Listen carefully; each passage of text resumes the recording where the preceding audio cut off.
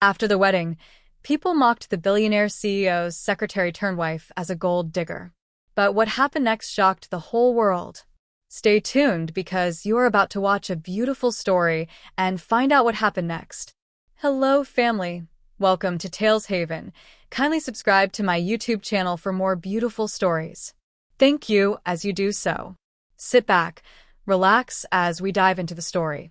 The months after Jonathan and Rachel's wedding were filled with peace. Their home, once quiet and heavy with responsibility, was now alive with joy. The cries and laughter of their newborn twins echoed through the halls. Evelyn, though her memory still flickered like a candle, had grown gentler and calmer. With Rachel's patient care, she smiled more often and found comfort in the daily routines. Jonathan balanced fatherhood with his role as CEO, often walking into meetings with a softness no one had seen in him before. Rachel, now his wife, managed the home with grace. She was no longer just his secretary but the heart of the family, caring for Evelyn, loving the children, and supporting Jonathan when the weight of his company pressed too hard. But outside their walls, not everyone looked kindly on their happiness. At a grand gala in the city, attended by wealthy elites, Jonathan's longtime rival, Marcus Hale, leaned close to a group of investors and spoke in a low, cutting tone. Rachel Adams? She was his secretary. A secretary? You really believe she married him for love? No. She saw her chance and she took it. Jonathan Pierce is blinded, and soon his empire will be, too. The investors exchanged uneasy glances. Some laughed politely, but others listened. Marcus smiled thinly, knowing rumors didn't need to be true to cause damage. They only needed to be repeated. The next morning, newspapers carried photos of Jonathan and Rachel leaving the gala together. The headline stung. From secretary to billionaire's wife. Love story or strategy? Rachel first saw the magazine at a corner newsstand. She had gone out early to buy flowers for Evelyn's room. Her steps slowed, her eyes fixed on the bold letters. She stood frozen, the bouquet trembling in her hands. Her chest tightened. She remembered every moment of sacrifice. The nights staying late at the office to make sure Jonathan ate. The afternoons calming Evelyn when no one else could. The days of giving her whole self without ever thinking of money. And now strangers dared to reduce all of it to a cruel rumor. When she returned home, Jonathan was feeding one of the babies while Evelyn hummed softly in the living room. Rachel placed the flowers in a vase, but stayed quiet.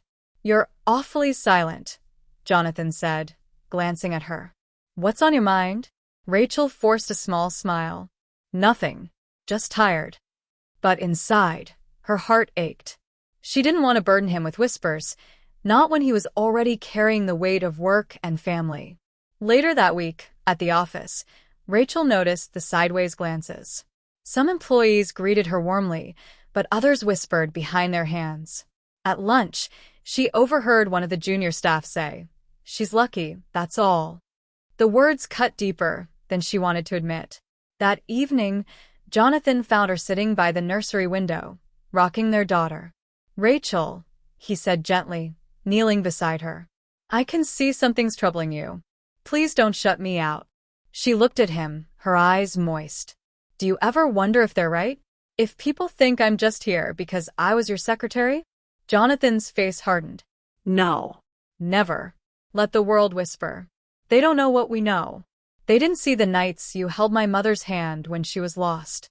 They didn't see the way you saved me from drowning in work and loneliness. Rachel leaned into his chest, silent tears falling. "It just hurts." Jonathan kissed the top of her head. "Then let me be the one to silence them. You are not a rumor, Rachel. You are my truth." But even as he spoke those words, the whispers outside their walls grew louder.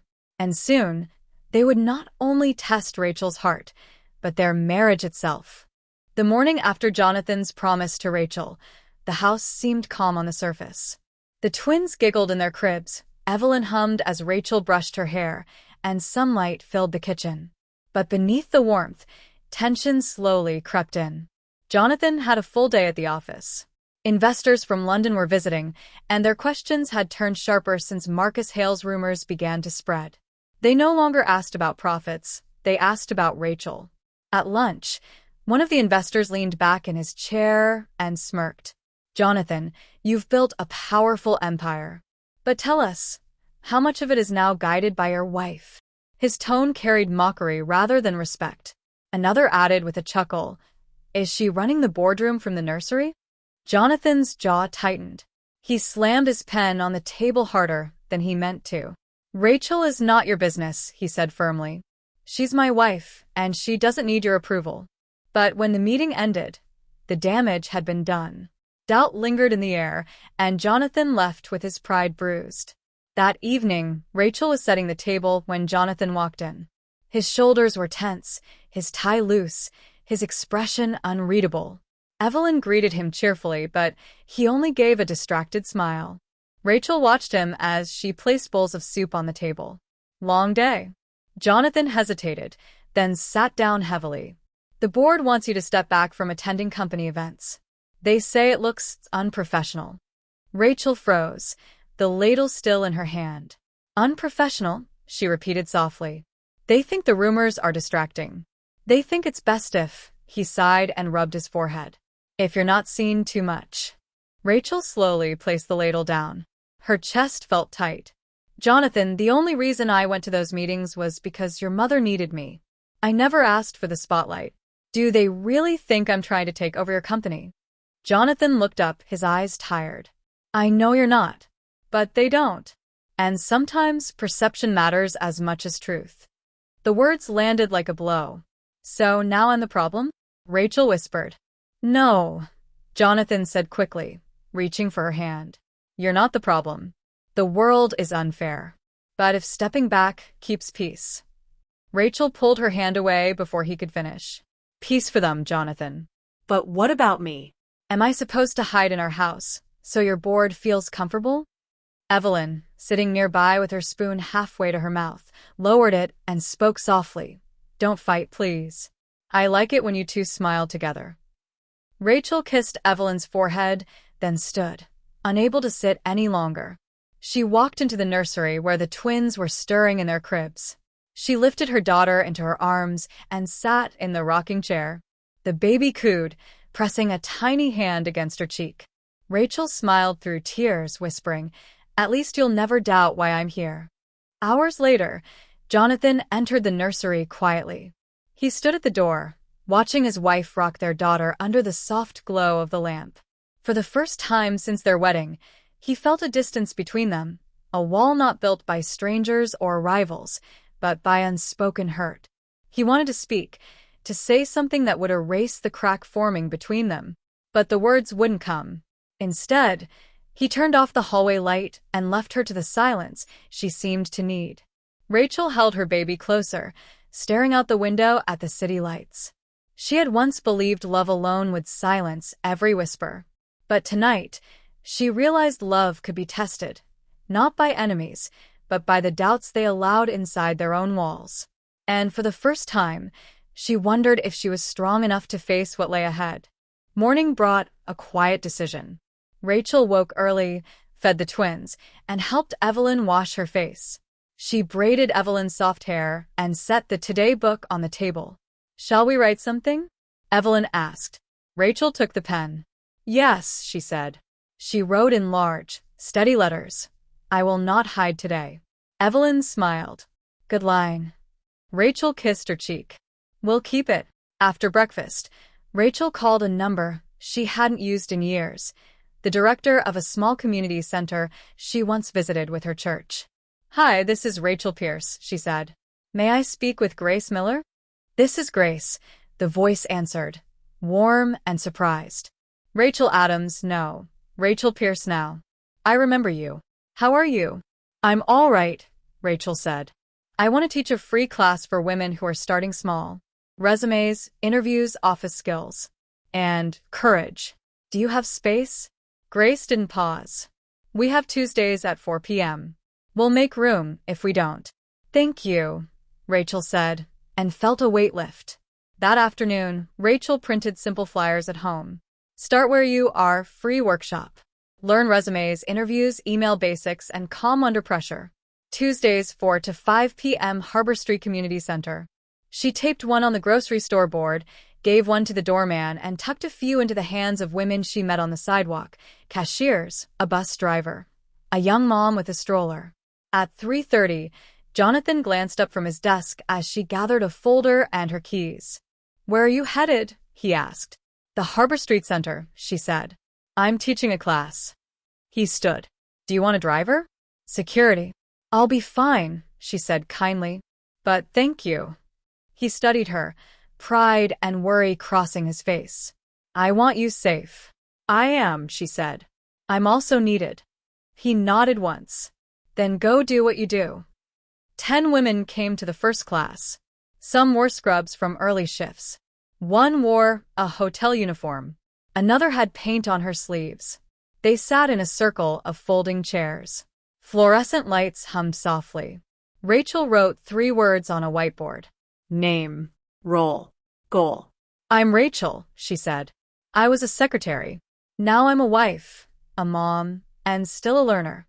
My goal today is to help you take your next step." They went around the circle. "I'm Tasha. I clean offices at night. I want a day job, so I can sleep," one said. "I'm Erin. I stutter when I'm nervous," another whispered. "I'm Mona. I don't think anyone sees me," said a third. Rachel listened, nodding. "We start small and honest," she said. "That's enough." She passed out 1-page resume templates. They practiced email subjects that were clear, not long. They role-played a polite phone call. They stood, one by one, and said their names with a deep breath first. When Erin stumbled, Rachel held up a hand, not to stop her, but to slow time. "Try again. Breathe. We're not in a hurry." Erin tried again. "I'm Erin," she said, voice steadier. The room clapped. Near the end, Rachel added a small exercise. She set a timer for 60 seconds. "Write one brave sentence about yourself," she said. "Not fancy. True." They wrote. At the beep, they shared. "I work hard when no one watches. I learn fast if someone shows me once. I don't give up." Rachel felt her eyes sting. "That's courage," she said. "Put these sentences at the top of your resumes, in your head if not on the page." A neighborhood blogger stopped by, camera slung over her shoulder. She filmed a short clip, Rachel showing how to look at a camera without fear, Tasha practicing a handshake, Erin smiling after her second try. The blogger posted a 2-minute video that night with a caption, "Not every woman who starts small stays small." By morning, the clip had thousands of views. Comments poured in. "I needed this today." "Where is this class?" "My sister's going." Reporters began to appear outside the Pierce building again, but the tone was different. "Mrs. Pierce, why this class?" one asked. Rachel kept her voice simple. "Because someone once opened a door for me. Now I'm opening one for others." "Did you marry for money?" another pushed. Rachel met his eyes. "I married a good man. And I loved his mother before I loved his name. That is the truth." The clip aired on the evening news. Jonathan watched it alone in his office. The room was still. His throat tightened with a mix of pride and regret. Pride in her clear strength, regret that he had asked her to step back when she was built to step forward. He texted her, "I saw you. I'm proud of you. Dinner at 7? I'll cook." She replied with a small heart and one word, home. At dinner, Evelyn tapped the Today book. "What do we write?" she asked. Rachel smiled. "Write this." We opened a door. Evelyn wrote each word slowly, then drew a little door with a tiny handle. "There," she said. "Easy to open." Jonathan kissed his mother's temple, then looked at his wife. "I want to stand beside you in this," he said. "Not behind. Not in front. Beside." "Then we will," Rachel said. The house felt lighter than it had in weeks. Across town, Marcus Hale watched the same news segment in a dark office. He did not smile. "She's changing the story," he told a man across the desk.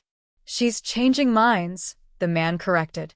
Marcus tapped a folder with 2 fingers. Inside were copies of a fabricated employment record and a false letter, styled to look official. "Then we change it back," Marcus said. "Send these to the press at dawn." At 5:58 a.m., an email with attachments left a server. At 6:03 a.m., a city editor's phone chimed. Rachel slept on, unaware, for now, that a new storm was already on its way. The next morning, the city woke up to bold headlines. Billionaire's wife fired from past job for dishonesty? Underneath was a photo of Rachel, cropped from the community center video. The article claimed she had been dismissed years ago for stealing company files. The story was false, but lies travel fast. By mid-morning, her phone buzzed with messages, and reporters gathered outside the Pierce building. Jonathan saw the article before Rachel did. His blood boiled. He stormed into his boardroom, where several directors sat whispering over the news.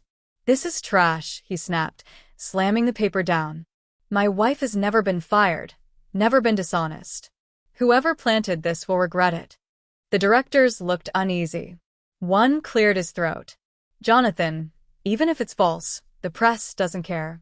Investors don't like scandal." Jonathan glared. "Then let me be clear. Rachel is not a scandal. She is my wife. And anyone in this company who doubts her loyalty doubts mine." Meanwhile, Rachel was at the community center helping Erin, one of the women from her class, polish her resume. Her phone buzzed with so many calls she had to silence it. She didn't want the women to see her shaken. But when she stepped into the hallway, a reporter blocked her path. "Mrs. Pierce, did you ever get fired for dishonesty?" Rachel froze, her chest tightening. "No," she said firmly. "I never did. That story is a lie." "Then why won't you explain?" the reporter pressed, shoving a microphone closer. Rachel lifted her chin. "Because some lies don't deserve oxygen. The people who know me, the people who see me know the truth." She walked back into the room, her step steady, though her heart trembled. The women clapped when she re-entered. Tasha, the janitor, spoke up. "We believe you. Don't let them make you small." Rachel smiled, her eyes moist. Their support gave her strength. That evening, Jonathan returned home, still seething. He found Rachel in the living room, Evelyn beside her, flipping through the Today book. "Why didn't you tell me about the reporters?" Jonathan demanded. Rachel looked up calmly. "Because I didn't want you to fight my battles for me." His voice softened, but frustration lingered. "I'm your husband, Rachel. It's my job to protect you." She stood, tears threatening. "I didn't marry you to be protected from the world. I married you to walk through it together. What hurts most isn't the lies, it's wondering if you believe them." Jonathan stepped forward quickly. "No," he said, voice breaking. "Never. I have doubted many things in life, but not you." Rachel's tears fell. "Then say it louder, Jonathan. Not just to me. To them." At that moment, Evelyn reached out with trembling hands, holding the Today book. She opened to a blank page and whispered, "Write this down. Love is stronger than whispers." Rachel guided her hand as she wrote the words slowly. Jonathan watched, his chest tightening. Then he picked up the pen and added beneath it, "And truth outlives lies." The very next day, Jonathan called a press conference. Cameras flashed as he stood at the podium, Rachel at his side holding his hand. "My wife is not a rumor," Jonathan declared. His voice was calm, firm, unshaken. "She is not a mistake. She is the reason my family stands whole. She cared for my mother when no one else would. She gave me children when I thought life had no more joy to give. And she leads with kindness every day. Anyone who questions her questions me, and I will not stand for it." Reporters scribbled. Flashbulbs popped. Rachel squeezed his hand, fighting back tears. And for the first time in weeks, silence followed. Not the silence of doubt, but the silence of respect. Across town, Marcus Hale watched the broadcast in his office. His plan had failed. Instead of breaking them, the scandal had only made Jonathan and Rachel's bond stronger. His assistant placed a folder on his desk. "Sir, the papers are asking for proof. Do we have any?" Marcus slammed the folder shut. "No," he muttered. The city had seen the truth. The lies were collapsing. That evening, after the press conference, the house felt quiet and safe. Rachel set the Today book on the table. Evelyn touched the last line. We stood together today, and smiled until her eyes shone. Jonathan sat beside them, still holding Rachel's hand. Tomorrow, he said softly, we clear this completely. No shadows left. Rachel nodded. Tomorrow. Morning brought answers. Jonathan's legal team and the company's security officers finished a quick review of the documents the papers had used. The metadata told a simple story: wrong fonts, wrong dates, a fake letterhead copied from a public image. A printer code on the corner, too small for most to notice, matched a machine registered to Hale Properties. By noon, a witness from a downtown print shop came forward. A man from Hale's office made these, she said, handing over the order slip. The slip showed the date and the same file name the newspaper had printed. Jonathan released a short statement. The documents are fabricated. Evidence has been shared with the press and with law enforcement. The statement included the printer code image and the shop record. It was calm, clear, and final. Across town, Marcus Hale read it with his jaw set tight. His assistant quit that afternoon. Calls from investors stopped.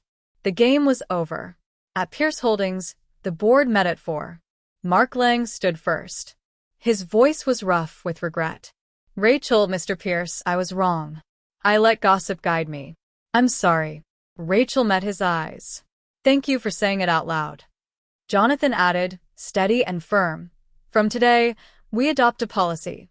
No harassment, no rumor pushing, and no family shaming, inside or outside this company.